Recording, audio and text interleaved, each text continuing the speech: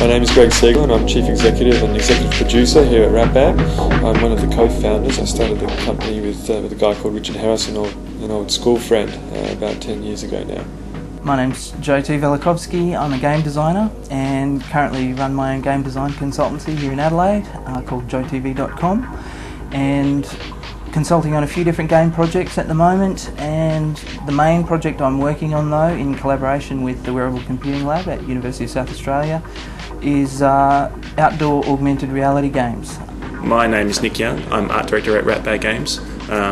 We currently been making games for about 10 years. I've been at the company for 7 of those years. I work mainly on a project basis. Games as art is probably a big question, because then you have to define what is art to a large extent.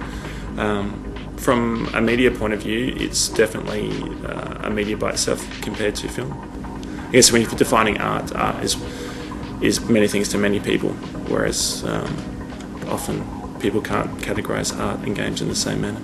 It's also something that the consumer can use to express themselves too. Our products are interactive, and the users create their own experience. So it's an art form I suppose, from a number of angles. Henry Jenkins kind of points out pretty well that certain games can be looked at as influenced by various art movements. I mean, a game like Oddworld, Abe's Odyssey and that sort of stuff, everything about it, the mise-en-scene and the look and the feel of it, is German Expressionism. Ratbag's made 8 games today. They've all been racing games.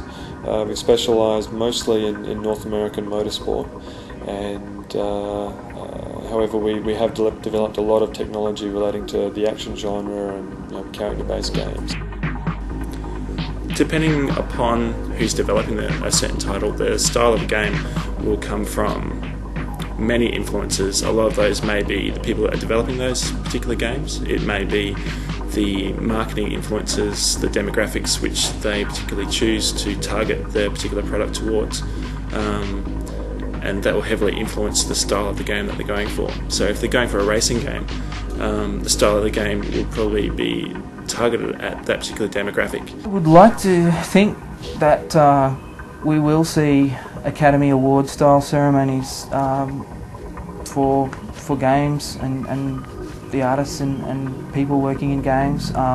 There's already that sort of stuff at the trade shows like E3. There's no question that as the technology improves, that art is becoming more and more important, and it's certainly sort of graphics is something that's become very important to the consumer. The whole product range of video cards have been pushing for more photorealistic effects, more higher polys, bigger textures, more effects, more cinematic orientated type of media. Games are a way of life for pretty much everybody I know. Games are fun.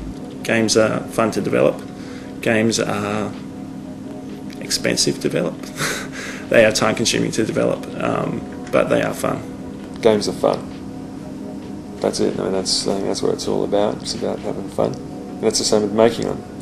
Making games is fun too.